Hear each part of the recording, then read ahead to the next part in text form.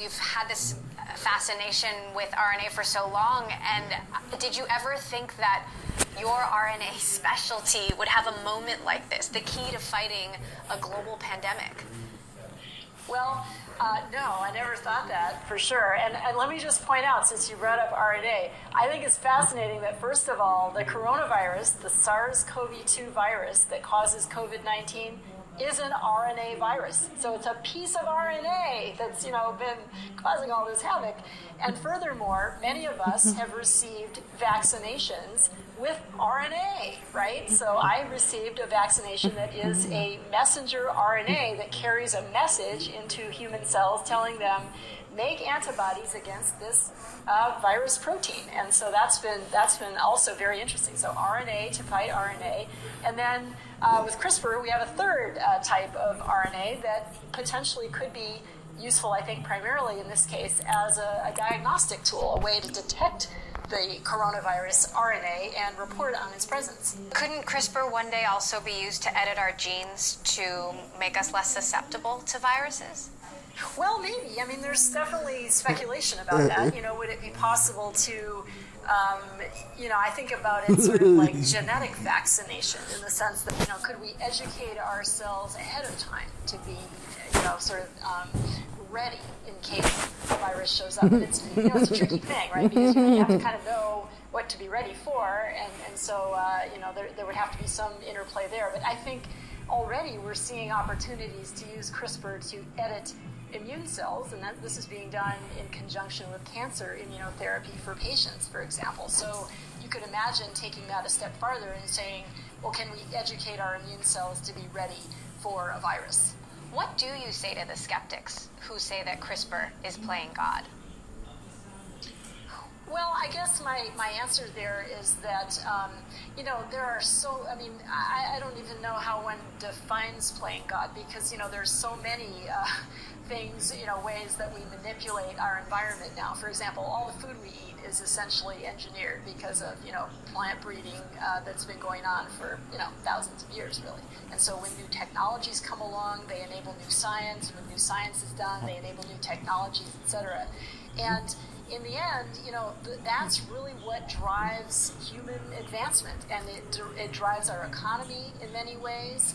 So I feel that overall this is all positive, but scientists really need to be engaged in, accepting that responsibility for what they're doing and making sure that they're involved in the discussions and the decisions that have to be made as technology advances, and that's certainly true for CRISPR.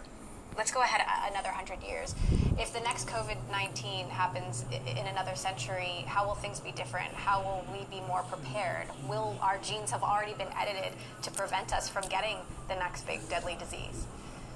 I wonder. I guess I imagine that certainly within 100 years, we will know so much more about our own genomes. And, the more we learn, honestly, the more complicated it clearly is. But so there'll be plenty to keep all of us busy. But look, I think in 100 years, we will know so much more about our own genetics, including the genetics of our immune systems and our interactions with viruses. So my hope would certainly be that, if the next 100-year pandemic comes along, that we will be certainly much better prepared to manage it than we were for this one. So in the middle of this global pandemic, in October 2020, news came in that you won the Nobel Prize for CRISPR, which you shared with Emmanuelle Charpentier. 2 women winning the Nobel Prize. Looking back on those days when you were told girls don't do chemistry, what do you have to say to inspire the girls out there who might want to follow in your footsteps? Well, it's, just such a kind of humbling experience for me in a way, because, I certainly never, ever in a million years would have imagined that, I would have won the Nobel Prize. And I'm even sort of shocked hearing myself say it right now. But here's an interesting thing that's happened, and that is that I've heard from many, many girls and women since then, some of whom I knew from my past life, but many of whom I don't know, who have reached out from all over the world to tell me their stories, to tell me that our work is inspiring to them. And I really hope that that message gets through very clearly to students, especially to women or other people who feel maybe they have been excluded in some ways from, or just been underrepresented in the STEM fields. That, I certainly didn't I'm not a likely person to have won the Nobel in a way, because I came from a small town. Nobody in my family was a scientist. I just kind of wanted to do science. I thought it was cool. And that's the message I try to tell those students. You can do this. Well, thank you for paving the way for women and for all of the girls who will come after. And congratulations. Dr. Jennifer Doudna, thank you so much for joining us on this edition of Studio 1.0. It's been wonderful to have you.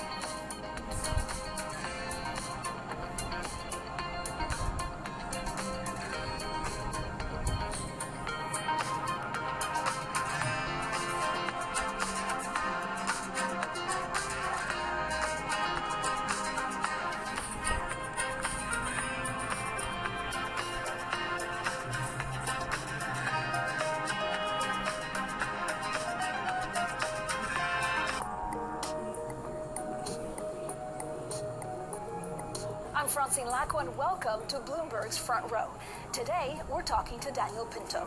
He's a top executive at JP Morgan and a chief lieutenant to Wall Street titan Jamie Dimon. Softer spoken than his boss, he helps run the bank from his office in London. A native of Argentina, he started as a currency trader in Buenos Aires and worked his way up through emerging market desks, navigating financial blow-ups from Brazil to Russia. He's used to crises, but perhaps not what 2020 had in store. Touted as a potential successor for the top job, last March, he found himself at the reins at the height of the coronavirus pandemic. We learned a lot about how to manage the company in stress times and how people behave.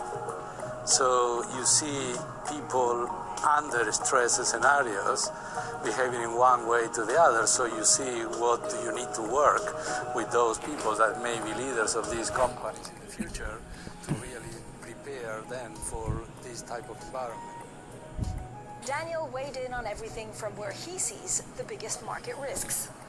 The crypto craze, SPAC regulation, and the emotions around football and the European Super League. Here's my conversation with Daniel Pinto.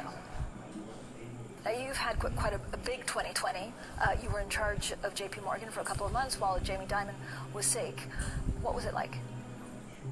It was a tough time. Gordon and I ran the company for a couple of months while Jamie was in hospital. And it was not any other 2 months. It was the time when we were making the decisions to move the company to work from home, all kind of stress situations. And we did well. And then Jamie came back as strong as ever. But we learned a lot. And we learn a lot about how to manage the company in stress times and how people behave. So you see people under stress scenarios behaving in one way to the other. So you see what you need to work with those people that may be leaders